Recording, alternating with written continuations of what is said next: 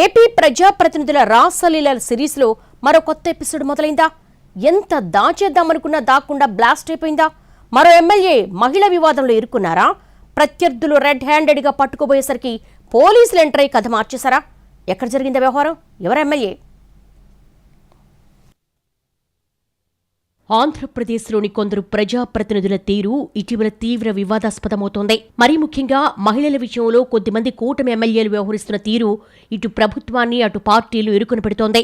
గతంలో చిత్తూరు జిల్లాకు చెందిన ఓ టీడీపీ శాసనసభ్యుడి తీరు వివాదాస్పదం కాగా, ఇటీవల అన్నమయ్య జిల్లాకు చెందిన జనసేన ఎమ్మెల్యే అరవ శ్రీధర్ వ్యవహారం రచ్చయింది. ఆ వివాదం ఇంకా కొనసాగుతూనే ఉంది.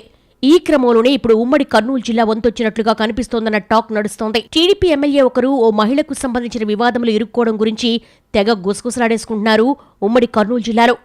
సదరు శాసనసభ్యుడు తన నియోజకవర్గానికి ఆనుకుని మరో నియోజకవర్గ కేంద్రంలోని ఓ హోటల్లో జరిపిన వ్యవహారం బట్టబయలైందట.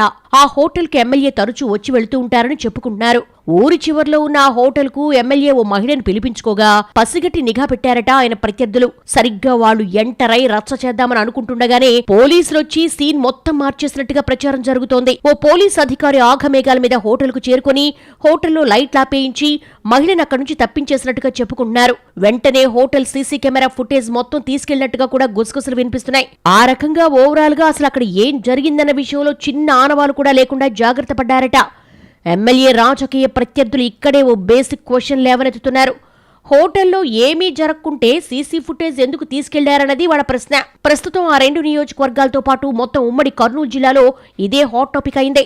ఆ టీడీపీ శాసనసభ్యుడి వ్యవహారం ప్రభుత్వ పెద్దల దృష్టికి కూడా వెళ్లినట్టుగా తెలిసిందే. అయితే దీనిపై ఎమ్మెల్యే వాదన మాత్రం మరోలా ఉందట. తనపై ప్రత్యర్థులు దుష్ప్రచారం చేస్తున్నారని, అసలు ఆ రోజు తాను హోటల్కి వెళ్లలేదన్నది ఆయన మాట. సొంత నియోజకవర్గంలోని ప్రత్యర్థులు కల్పిత కథలతో తన ఇమేజ్ను డ్యామేజ్ చేయాలనుకుంటున్నారని ఆరోపిస్తున్నారాయన. ఇందులో నిజానిజాల సంగతి ఎలా ఉన్నా ఇలాంటి ప్రచారాల వల్ల ప్రభుత్వమే ఇరుకున పడాల్సిన పరిస్థితులు పెరుగుతున్నాయన్న ఆవేదన వ్యక్తమవుతోంది కూటమి వర్గాల్లో.